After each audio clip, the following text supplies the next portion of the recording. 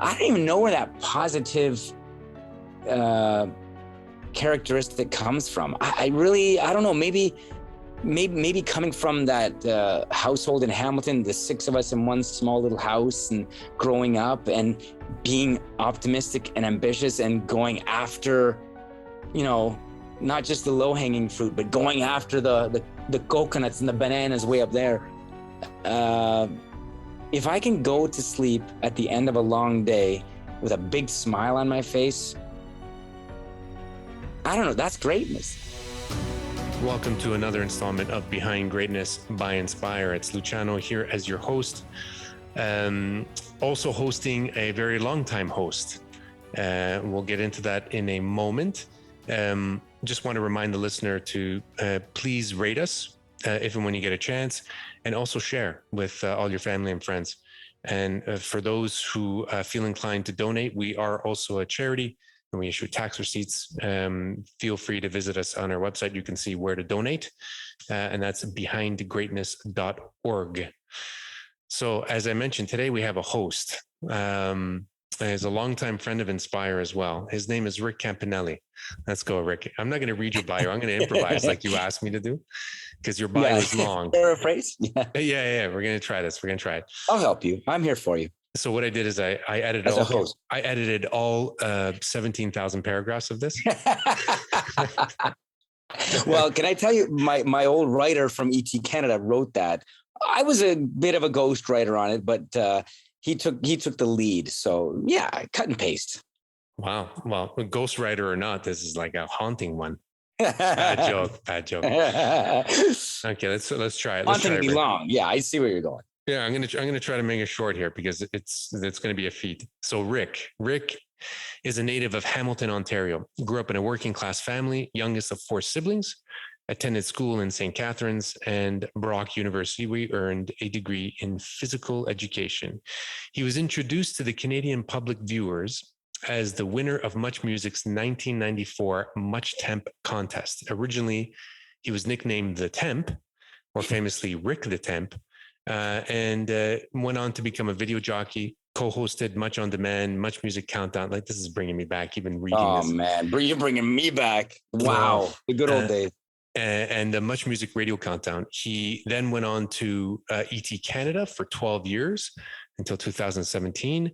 And today he is the co-host of Z Mornings on Z103.5 in Toronto. Yeah. He has been involved, I have to say this, because this is we need to add this because we'll learn more about this side of you as well. He's been involved with several charitable organizations like World Vision Canada, Big Brothers, Big Sisters, McMaster Children's Hospital, and Kids Help Phone. He lives in the GTA with his wife, and he's got 3 wonderful boys. Yeah, Rick. Wow. Luciano, that was well done. Talk about paraphrasing and cutting and pasting. Woohoo! Cut that down to less than 5 minutes. Well, we'll talk about the rest, you and I, right now. Yeah, let's do it. Mano. So it would be remiss if I didn't mention that you are a friend of Inspire. So you and I met when we first started this whole thing back in 2011. Is that how long ago it was? 2011? 11 years. Wow. I've grown 11 years older. You're like Benjamin Button. You're like, I've grown 11 years older. You've grown 11 years younger. if only the listener just saw this. I don't know. You can't judge a book by its cover, because inside I feel like I'm 85, breaking down as the days go by. Listen, on the outside, you're still 24. You're still that guy I saw on TV, that Rick the Temp doing like different stuff that me and my friends laughed at all the time. You know, I still, Luciano, remember talking to you for the first time. Correct me if I'm wrong. I believe we hadn't met yet. We talked to each other. We were on the phone. I believe I was sitting in the audio booth at ET Canada about to do a voiceover, and we were chatting about Inspire. Is that ring a bell? Is that how it all went down? You never told me where you were sitting on our first conversation, but I can. So this is funny you say that, because I was going to bring up the picture. Yeah, I remember where I was sitting on our first conversation. So for the listener, because we talk about approachability. Actually, no, we actually don't talk about. I shouldn't say we don't talk about approachability, but we will now. You just act upon it. Yeah. You approach. Well, that's funny because I guess there's two ends to that, right? So I just approached. I said, "Screw it, I want to talk to this guy." Yeah. And this guy happened to be you, and I had no idea that you were so approachable. So you just responded immediately on an email. We set up a phone call. Yeah. We didn't know each other from Adam. Actually, excuse me, you didn't know me from Adam.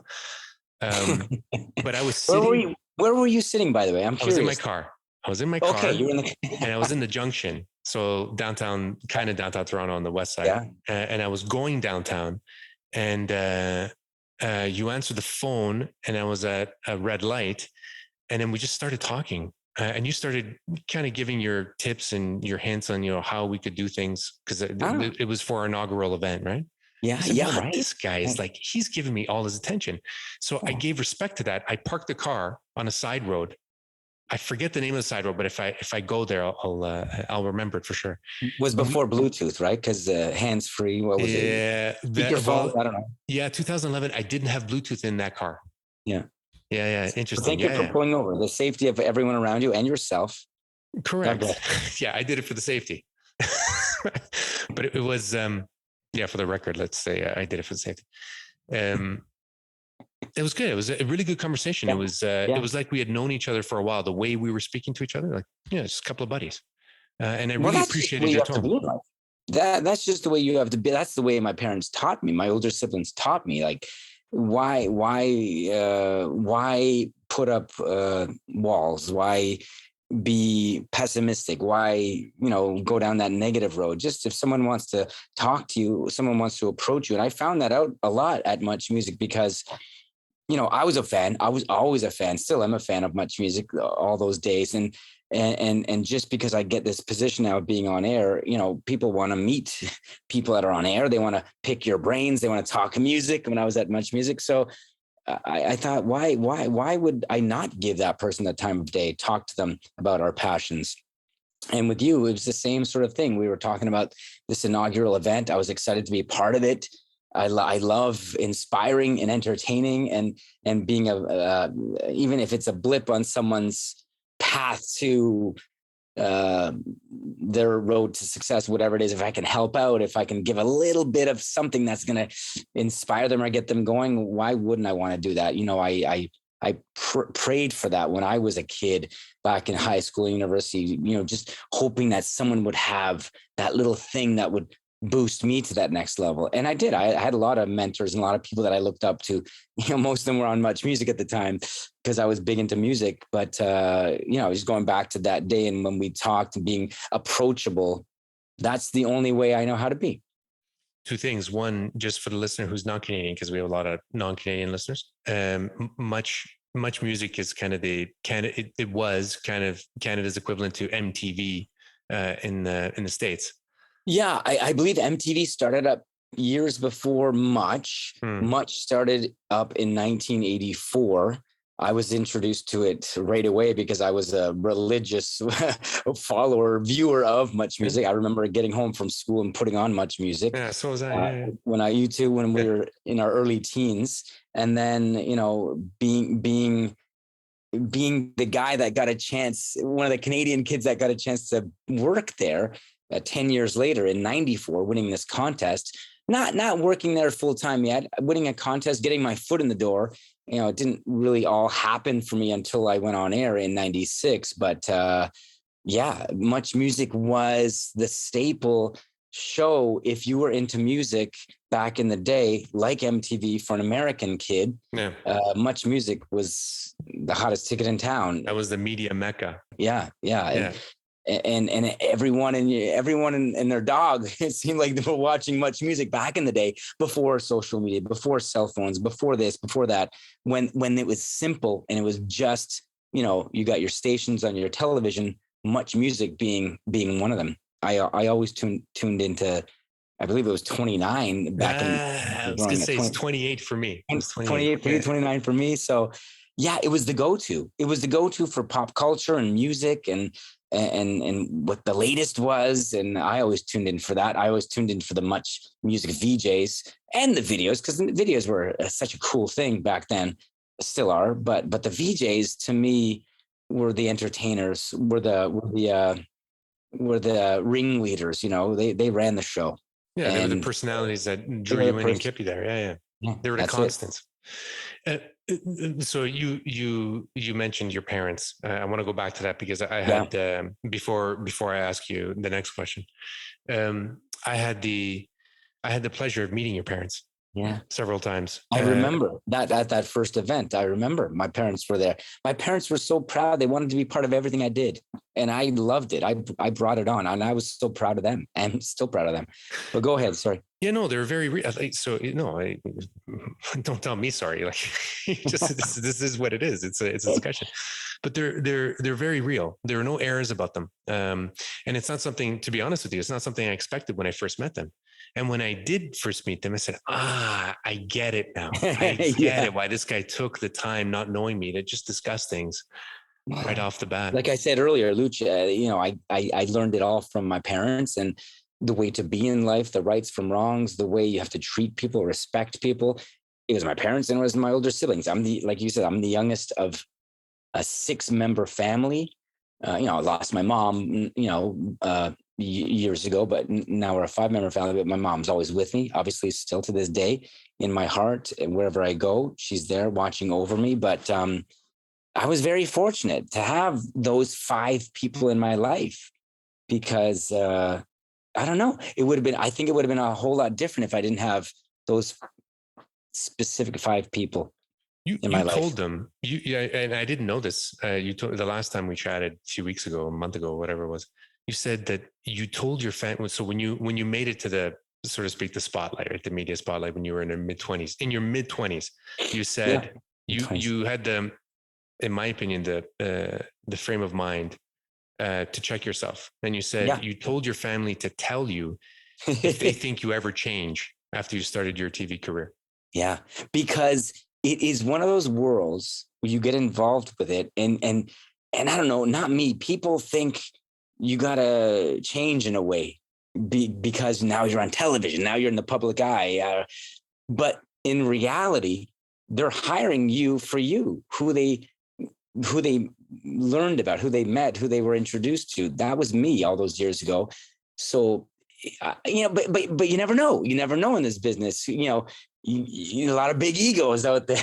A lot of people change and they think they have to be a different person. I don't know why. What I'm talking about. Yeah. So I always said to my family, like, if you notice the little inkling of me starting to change in that way, going downhill and not being the same Rick Campanelli, well, you better let me know. And you're right. You got to check yourself, because very easily you can get caught up in it, and you see it I see it all the time. And when I first got to know you, we were hanging out a bit and you were coming to our events. I mean, for the listener, for context for the listener, you spoke at a whole bunch of our events too. So you weren't just kind of advisor to us, but and you were helping us along and supporting us there at the beginning. But you were like, for a number of years you were speaking.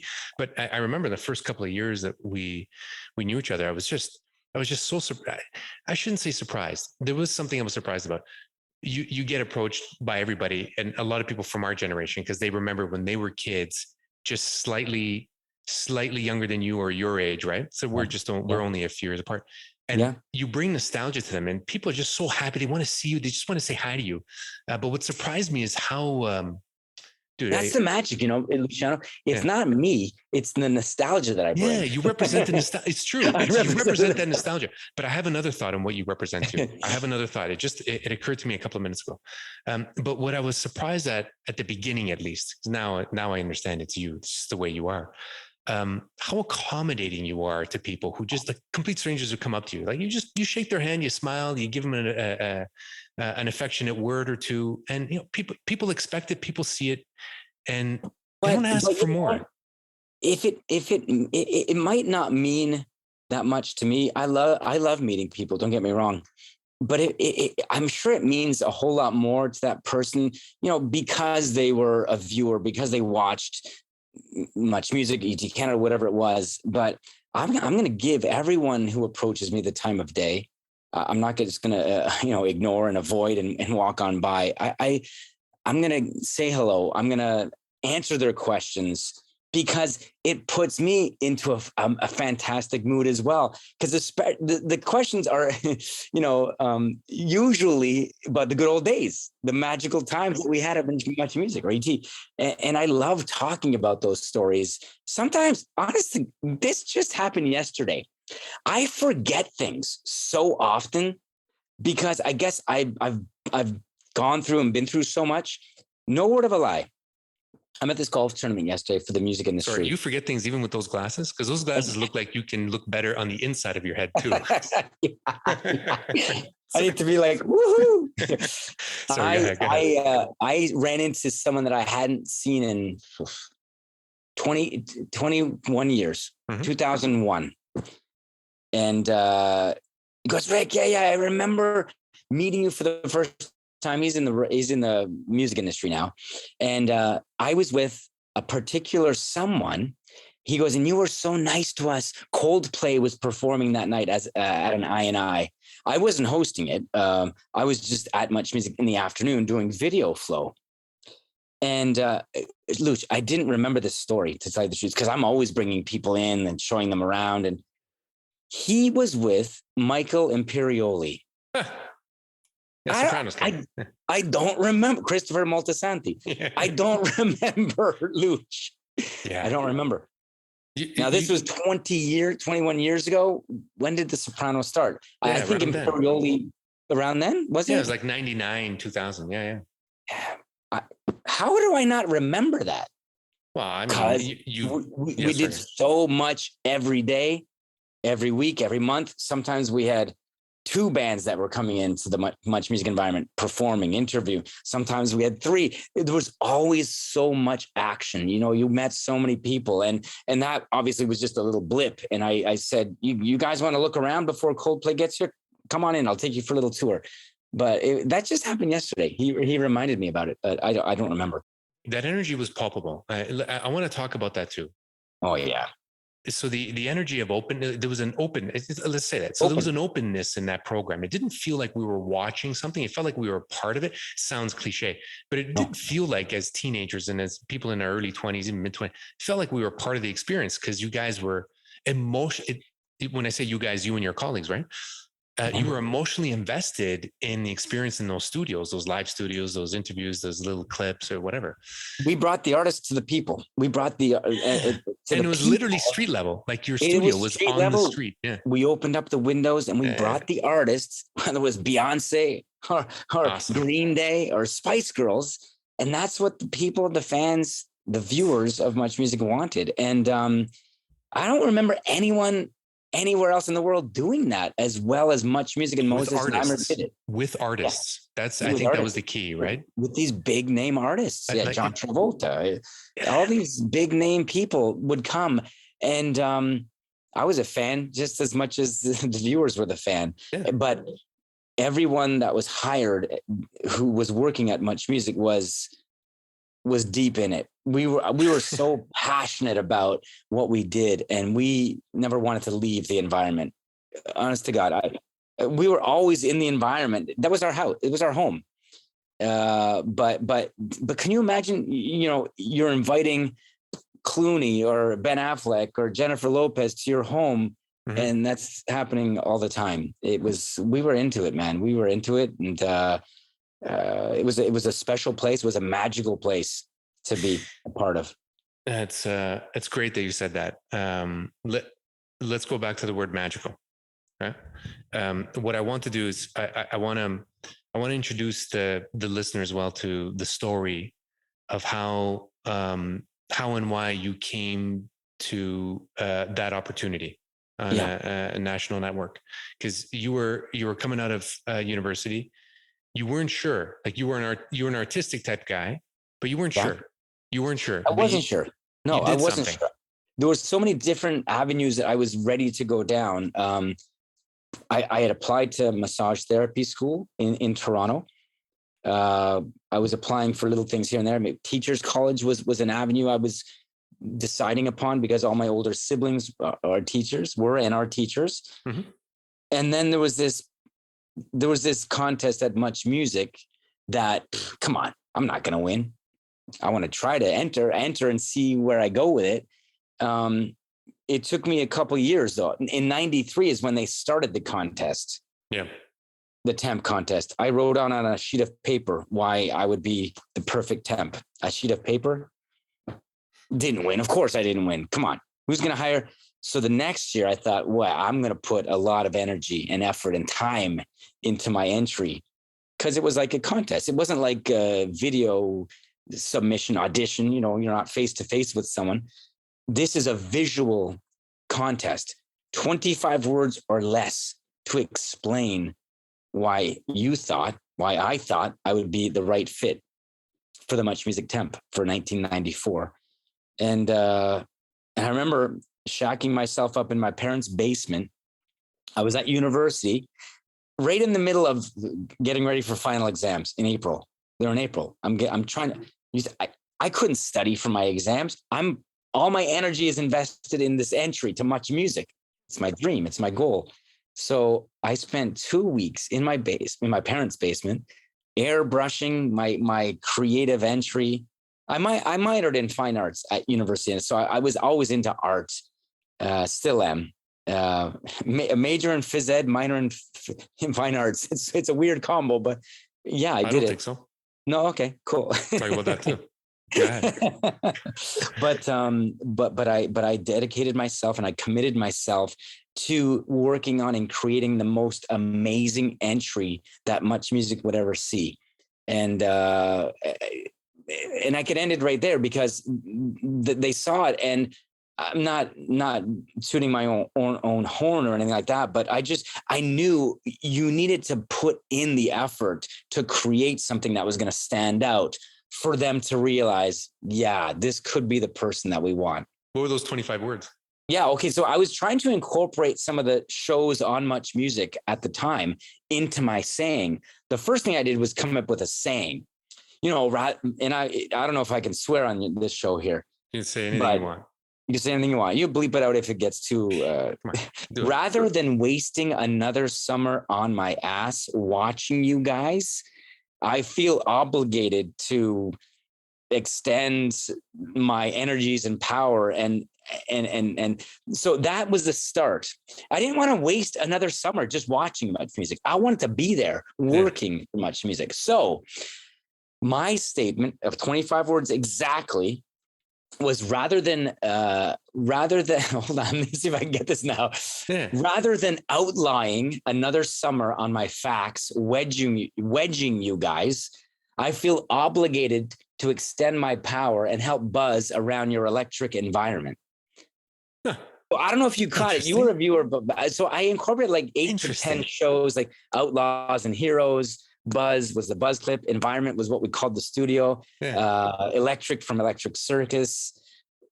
Wedge was a show that's the Wedge Suki Lee hosted. Yeah. So I think they found that clever. Plus it was on a banner that spanned like 50 yards. It was like half the size of football, the length of a football field. Wow. NFL, CFL or NFL, whichever. It was long. Yeah, who cares? And then I spray painted, airbrushed my stenciled out lettering of this whole thing. And then I had helium balloons bringing it out of a box that was shaped of an M, because that was their logo at the time, before MTV sued them and said, hey, we got the M, you got to change your M to something else. And then they went with the globe. So I had the box open up. I had the balloons lift up my banner, and we weren't able to drop. I had to courier it to Much Music. I was living in Hamilton at the time. So the helium balloons, as you can imagine, they lost the helium over a couple of but the banner still made its way out. The next thing you know, I knew exactly when they were announcing the winner for the Temp contest for 1994. I tuned in to watch live, and I saw Erica M with my entry in front of her saying, wow. I guess you're wondering who the Temp winner is for 1994. And I knew right away, that's my entry.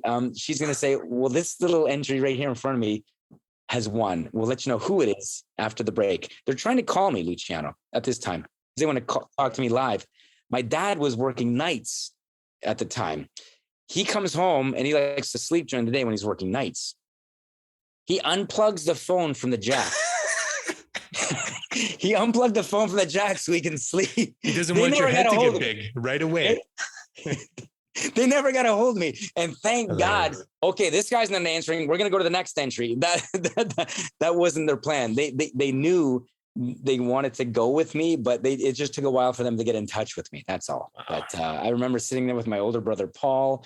I think my cousin was there, and we were just on cloud nine, man. Because this was the start of my career, not knowing it at the time. But I knew something in the back of my head. I knew something. Getting your foot in the door always is the first and biggest step. Oh, that's a great story. And now why did you tell me it's weird to have a joint degree with fine arts and physical education? Because you use both of them to make a splash, right?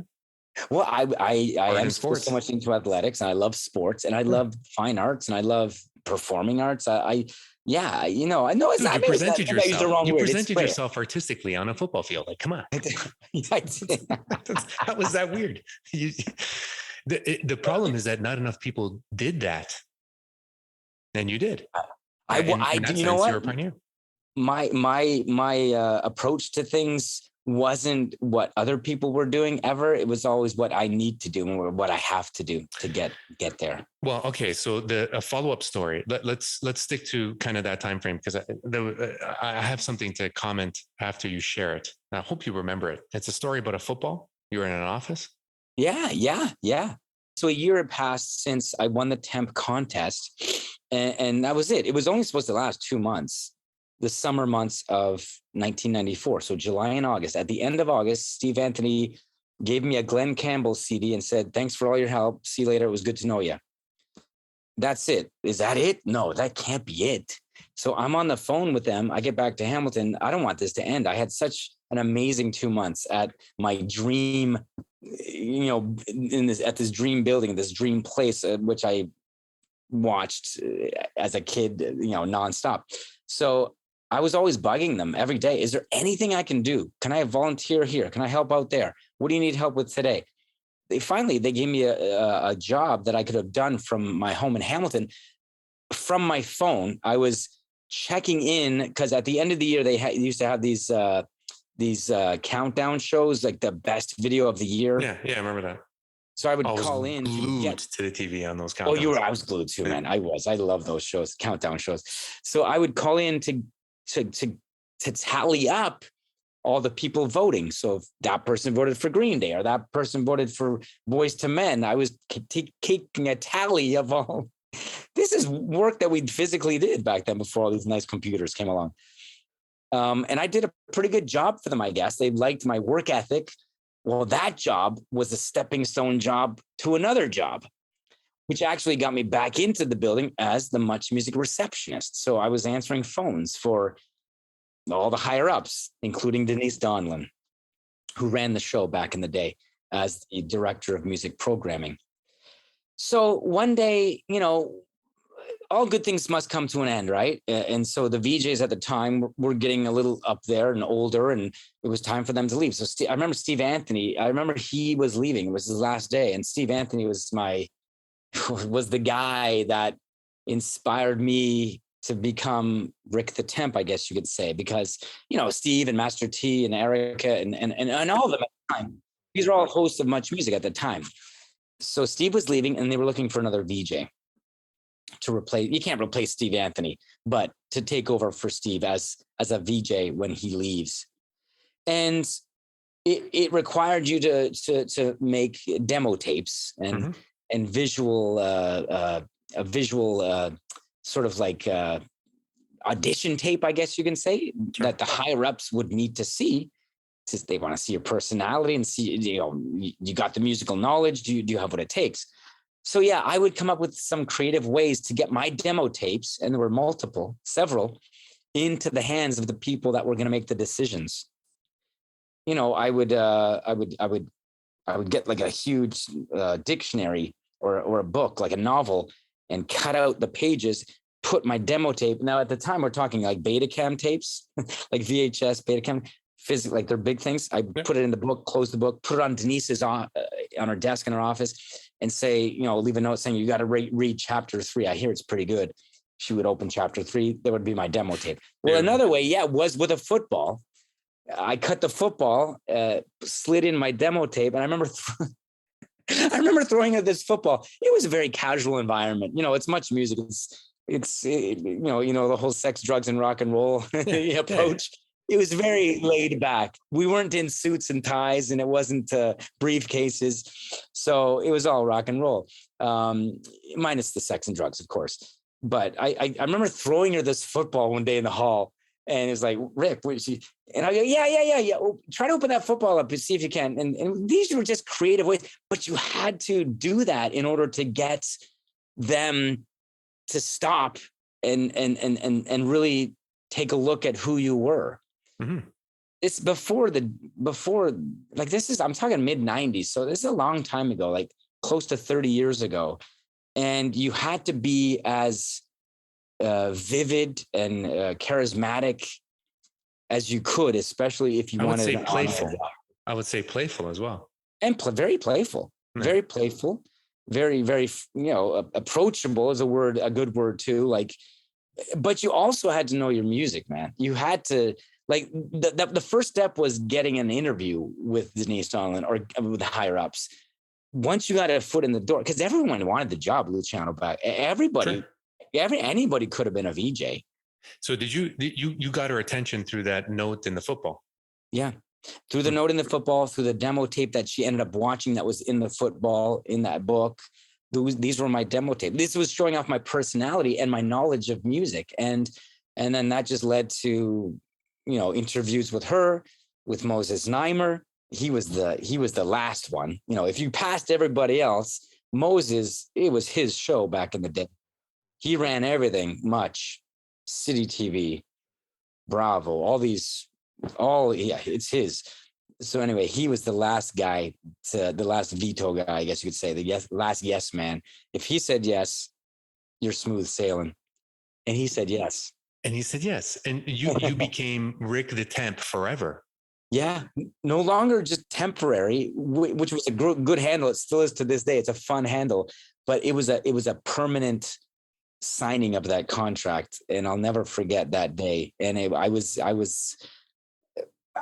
in heaven, man. When I talk about it still to this day, I get goosebumps because it was a dream that came true for me. And it was many great years, which led to another position somewhere else that led to many great years. And that led to something else. You're so kind. You're so kind to all your experiences. That's it. Well, I'm very grateful, and I'm very grateful, and I'm very fortunate. Like, it could have happened to anybody. Well, I knew what I needed to do, Luch, and I did it. I had a plan. Well, so this is what I appreciated with that story, because I mean, you see in that story when I said playfulness, like I really meant it, because when you became Rick the Temp, and it doesn't matter that the listener may not be Canadian or may not know. It doesn't matter. Let me state it this way: you were a temp in your 20s on national TV, and you were. I'm going to say this because we're friends. You were not polished. You were nervous a lot, but not confident. Yeah, and people could say that. People could see that you weren't confident, but. No. But we liked you, and I believe this is why we liked you, because you showed us that you were like us, because you acted just like any other average person would act in that same position, and you still pushed.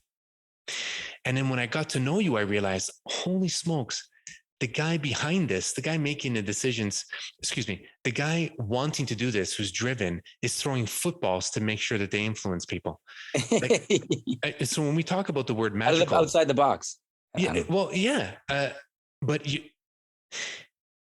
I think a lot of us, including me, need to calm down and throw a football every once in a while. and never be too polished. I never wanted to be the polished guy, because you don't relate to the polished. Yeah. Like, as a viewer, I wanted to see mistakes. When you're watching live television or listening to live radio, That's all. You see all my mistakes come out, but it's relatable. I love Like, those old no one's videos. perfect. Eh? I love those. I would encourage the listener to go to YouTube to find some old videos of you. Oh, Sorry, go ahead. terrible. Luch, it took me a good 8 months to 12 months even to get comfortable in that studio, in that environment. Oh, I'm a phys ed grad. I'm not a TV guy. I was never a TV guy. And everyone around me are TV people. And here comes this phys ed grad guy throwing footballs around, thinks he can do television. Well, no, I didn't think I could do it. I knew music. And if you know music, and if you're a people person, and if you're a playful person, like you said earlier, if you got the personality, well, anything's possible. And I just made those two worlds collided. And I don't know what else to say. The rest is history. 11 and a half years later at Much Music, the average lifespan of a Much Music VJ, I don't think it's that long. But I never wanted to leave. I just you were wanted always to a temp. going. I was always a temp. So this is something else that we talked about too. I like to connect the dots sometimes with messages that were given on this program by other guests. And this guest here, she was is an artist. She would take jobs throughout the year. Like she was an archaeologist. She worked in Antarctica. She did a tour in Iraq. Wow. All of those things to help support her art, which is what she was and what she is. And she had a near-death experience. She left her body. I've talked about this on the podcast before, but she did say something that was very wise. I really enjoyed learning from her. She said one of the problems with our modern day society here in Western society is that we expect to go from triumph to triumph, that we expect to be successful when we hit something, and that we're embarrassed when we're not. So we all have to show the world how much we know, how big we are, and so on and so forth. Yeah. We obviously, we talked about this already. We obviously saw that you were not made this way, but there is something else that I appreciate in our conversations throughout the years that I kind of got through osmosis. But then you finally told me when we chatted in preparation for this, and you said you were often working from the seat of your pants on live TV. You didn't practice. You didn't know how to practice for stuff that you didn't know. So you just did it, but you prepared. Would you say you would learn as much as possible from the people who are going to join you in the environment, join you on the studio, because that was the only thing that you could do was to prepare. That's right. Otherwise, you were learning on the spot. I was learning on the spot, especially because I didn't have any experience. I didn't have any knowledge of being an on-air person on a TV station. So I learned from watching, and I learned from the moment, because on Much Music, like you said, and like I've told you, everything was live. Most of it was live. As the years went by, sure, there was a bit of taping stuff, but most of it was live. Most of the stuff I did, 90%. And you never knew what was going to happen. You've got a band like Green Day who take your microphone away from you and stick it in a microwave and turn the microwave on. You just got to go with the flow. And, of course. It's crazy, but you had to be quick. You had to be, instant with things and react to things. And I was never good with that, man. I was always a shy kid growing up, but I broke out of that shell, I guess, of being shy once I stepped into Much Music. That's for sure, because I was the shy guy still and the quiet guy. But then Denise Donald said, well, you got to be a little more out there. And, she was the only one that I'd let change me, because I knew I had it in me. Yeah. To be change you. She brought it out. Well, she brought it out of me. That's right. Yeah. She brought it out of me. But yeah, every experience with every artist was different, because you never knew what they were thinking and what was going to come next. And it kept you on your toes, that's for sure. But the good thing about in situations like that, you researched and you found out as much as you could find out about this person, just in case things did go sideways. You could react to it in a calmer way. So that's what I tended to do. I always thought about it like me getting ready for an interview was like, getting ready for a test at school, working on an essay or working on studying for an exam, I always prepared as much as I could about each and every person that was coming in, even if, not just the big ones, but every artist that came in, from the indie artists to the A-list artists. You had to do your homework. You had to know everything about them, because if something came up in the interview and if you didn't know where they were going with it, or you didn't know what they were talking about, it wasn't going to look good. So you made sure you knew everything about that person. I'm going to ask you another question. I didn't expect to ask you this one either. You were exposed to a lot of artists, a lot of different kind of artists from all over the world in a condensed period of time. So in terms of number of years, but also in a condensed period of time on the studio floor, literally on the street or off the street. Yes. The only thing that stopped you from being on the street was a glass pane, but otherwise the sidewalk was right there. That's what I remember. So having been exposed to all these artists in general, who I shouldn't say artists because we're all artists, I believe. The folks who choose artistry as a vocation are they're different, meaning they don't work with the filters that most of us work with. Right. They're all imposed. I believe they're all imposed. So they're working a little bit more freewheeling. So you mentioned the microphone and the microwave. That's also a function of being a young male. I remember that. I remember doing stupid stuff like that. Jackasses, yeah. But always exploring, right? That kind of. What did you learn from that kind of energy? What did you gather? What was your experience being exposed to so much of non-filtered human human behavior, human existence? Well, I like there's something I respect about a person that's non-filtered, because it's out there. It's out there. They they're not thinking about it. They just put it out there. It's not the most brilliant approach to life, but I respect. Does it matter? No, it doesn't. And I respected that in a lot of the artists. Now, I'm going to turn this around a little bit too, because I got to know these artists, and I know this is not a normal world for them. When I say that, I'm thinking Britney Spears right now. I'm thinking these pop artists these young pop artists that have been in this world since they were, like, I'm talking about this world of entertainment, since they were kids. Mm-hmm.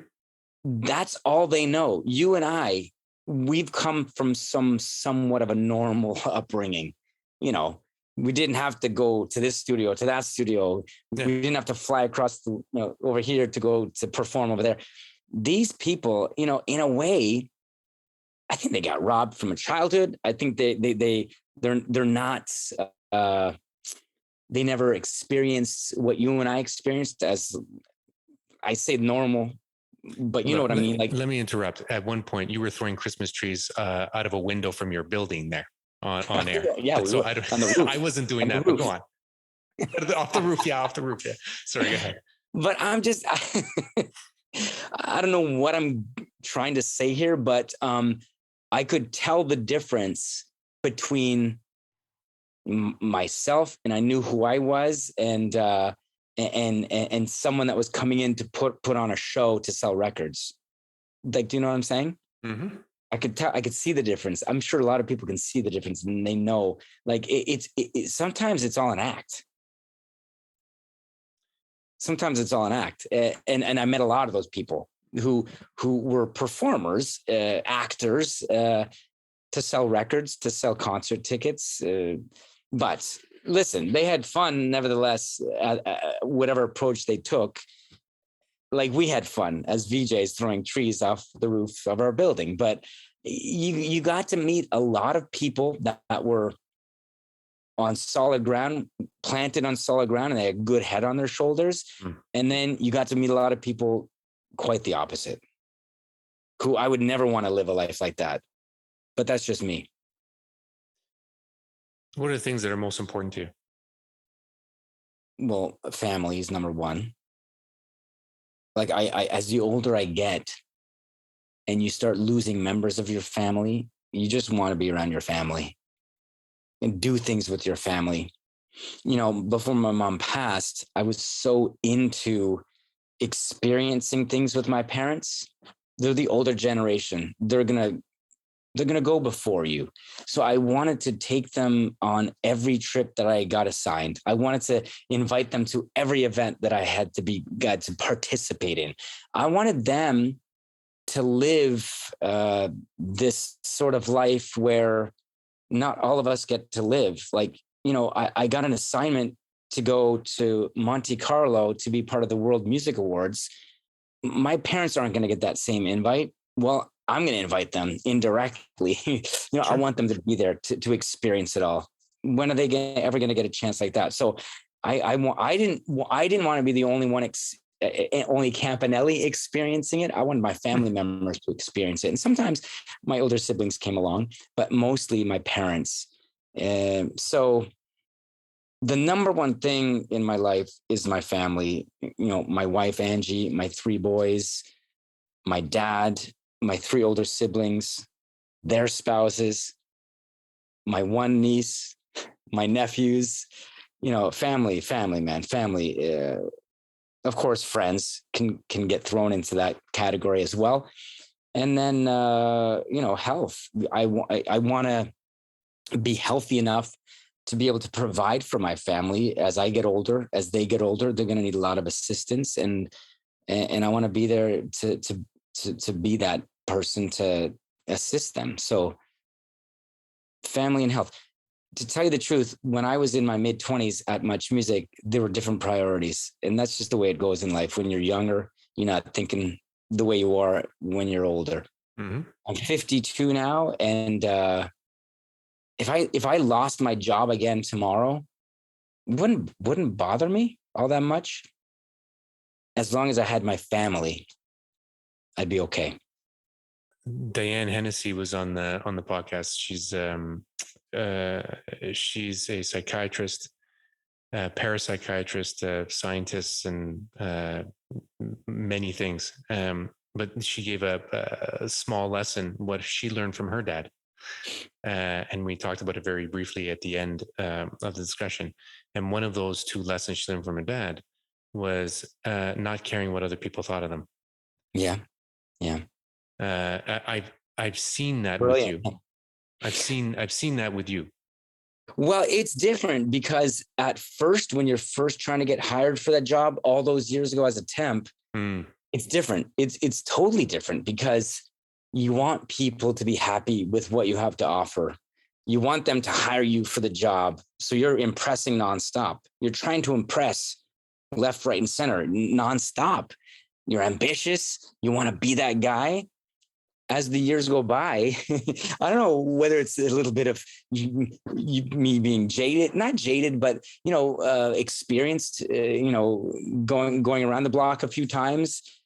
Now I want to speak the way I want to speak. And I always did speak the way I wanted to speak. I always had an opinion. I always spoke from my heart, and I told the truth in how I was talking. But, it just shines more and more as you get older. I think, I don't know, with me anyway, being 52 now, if I say something that offends somebody, well, first of all, I'm sorry.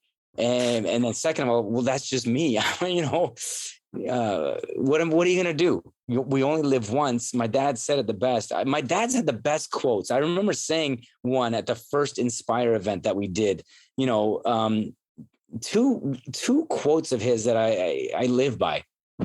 The one that I said at the event, the mountain is not going to come to you. You got to go to that mountain. You got to accomplish things by going after it in life.